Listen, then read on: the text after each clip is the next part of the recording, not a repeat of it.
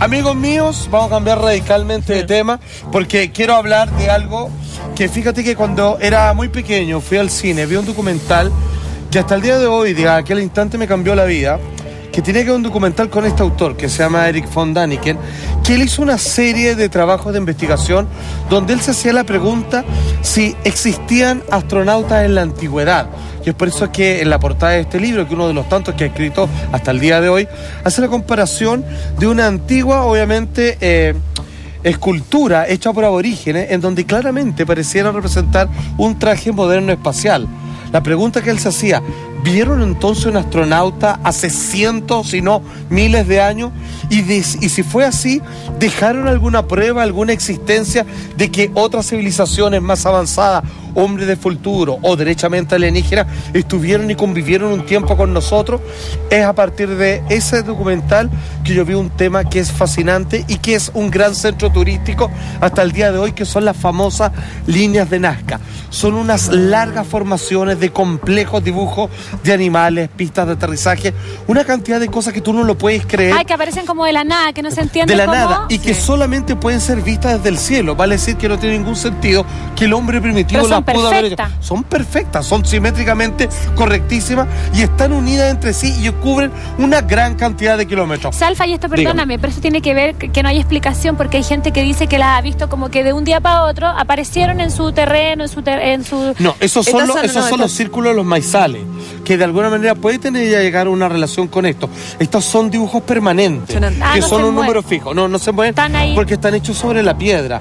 Están hechos a través de dos técnicas, que es que siendo que la tierra es más clara que ciertas rocas, están dibujadas así como creando obviamente verdaderos dibujos, así como con escripto, pero con piedras pequeñitas que han sido alineadas de esa manera. Pega. Pero espérate, que no se la pega. Mira, para que te haga una idea, si yo me subiera a un edificio de 5 o 6 pisos y mirara hacia abajo, no podría ver cuál es el dibujo, no se entendería. Tienes que estar volando un avión porque son enormes, son gigantes. Pero atención, las líneas de Nazca fueron descubiertas solo en el año 1927. ¿Por qué no antes? Porque el hombre no podía volar y no había pasado por ese sector para poder decir: oye, cacha, mira lo que hay abajo, mira lo que hicieron estos aborígenes. Antes nadie, siendo que había pasado caminando por encima de ella, no se notaba. No se pueden ver porque son muy grandes y datan de la existencia, por lo menos se ha dicho, 300 años después de Cristo. Vale decir que tienen, o sea, no había tecnología posible, no había un sistema de medición. Ya está comprobadísimo que es imposible que lo haya hecho el ser humano. No, es imposible, no, es de un nivel de complejidad tremendo. O sea, para hacerlo en un tiempo bastante largo necesitarían grúa, sistema de navegación, digamos, para ir dictando cómo debiera ser los dibujos hechos sobre la tierra. Imposible. Es muy difícil. Obviamente esto está en Perú. El material que usan estas piedras quedan eternamente sin que se borren, sin la erosión. Que bueno, eso tampoco lo que dice Juan José no es menor. Si fueron hechos en el año 300 después de Cristo, algunos dicen que incluso pueden ser más antiguas, hasta el día de hoy permanecen, digamos, sin ningún tipo de problema. La extensión se extiende por 520 kilómetros cuadrados, imagínate, o sea, son gigantescas. Enorme. Y algunos se prolongan hasta áreas de 800 kilómetros cuadrados. La longitud obviamente está de estos dibujos que, ojo, están interconectados entre sí. Pensemos, donde termina la línea de uno, comienzan a dibujar otro al tiro. Son así como no, se me hace un nivel de complejidad tremenda, fíjate. Tienen hasta 275 metros de largo. ¡Guau! Viejo, no, si te pasaste, son de cuadras de largo. Pero son gigantes. Absolutamente. Bueno, la arqueóloga alemana, ella es Maria Reiche, ella da su opinión respecto a la creación, función de estas líneas. Digamos que vamos a tratar de entender cuáles son los dos sistemas con que tratan de explicar la función y razón de ser de estas líneas. Ahí está Maria Reiche, arqueóloga alemana. Dice ella: las líneas de Nazca son una historia documental de los hombres de ciencia del Perú prehispánico.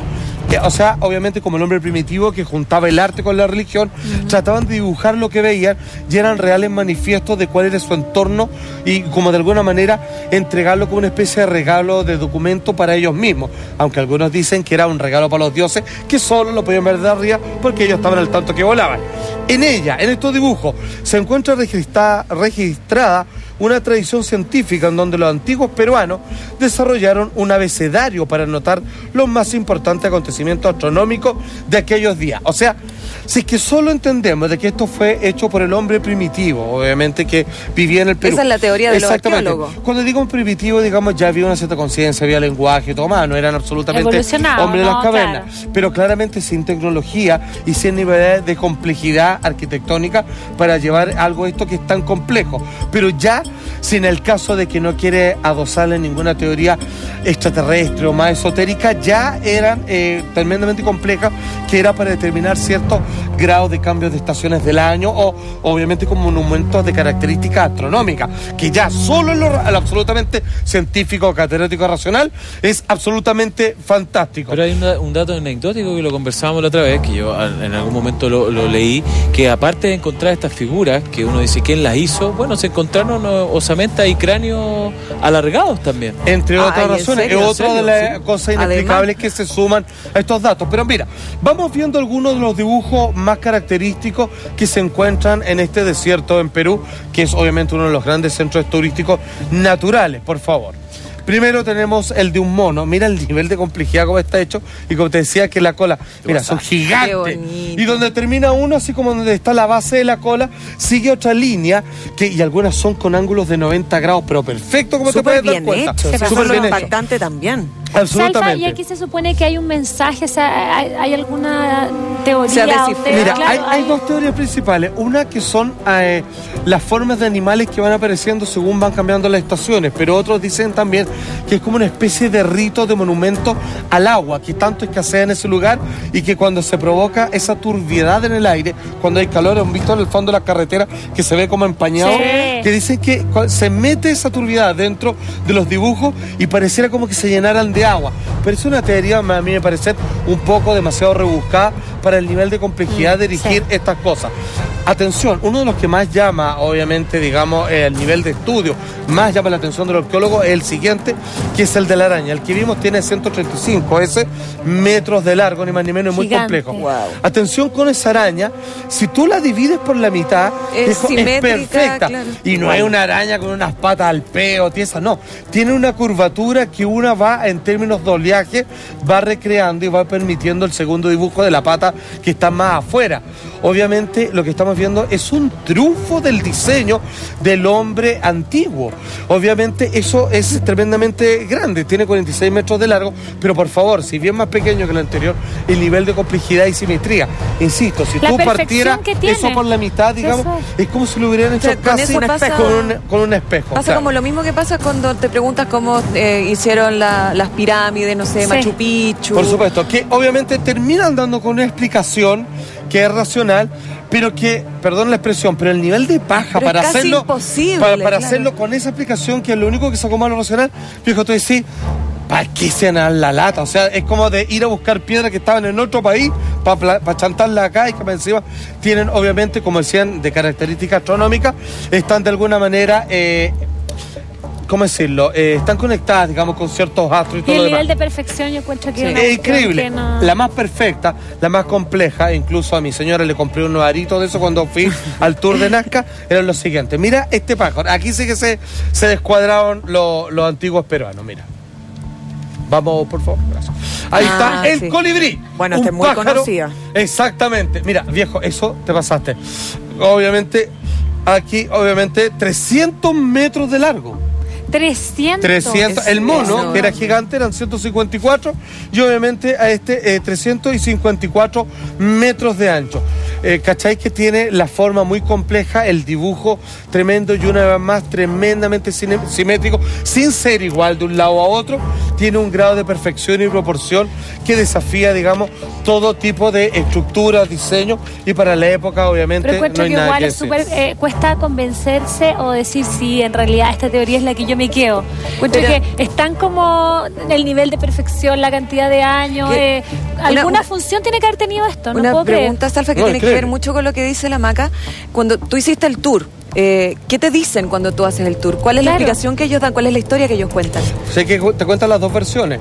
Te cuentan que fueron hechos por los hombres de la antigüedad de esas tierras, que era obviamente un homenaje a la naturaleza, que esto es un monumento de gracia a los cielos, los dioses, lo que tú quieras, por todas las cosas que le brinda, obviamente, la vida en este planeta. Y por otro lado te dicen, bueno, y también está la otra, porque, claro, porque fíjate que cuando tú entras por el mar con el avión, hay el dibujo de un cactus, que es como una flecha, como te dice, siga para allá. Y cuando usted avance hartos kilómetros más, se va a encontrar con todos estos dibujos emplazados, como decía, en una gran cantidad de áreas de kilómetros, y cada uno más complejo que el otro, y que están entrelazados, obviamente, entre sí.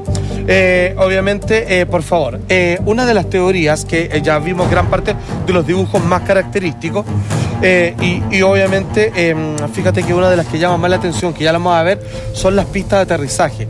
Porque en todas las culturas primitivas, como podemos ver, yo puedo entender que haya un homenaje al hombre cazando, o a los animales, digamos, con los que conviven a diario, pero que hayan pistas de aterrizaje, que ya no vamos a sacar eso, viejo, eso ya no tiene ninguna explicación. O sea, los dioses no andaban en avión. No, por supuesto. Oh, sí, los dioses sí andaban en avión y para ellos, digamos, parece que lo hicieron. Pero atención, la teoría, obviamente, astronómica dice más o menos así, que es una, como tú decías, que te dicen cuando tú haces el tour.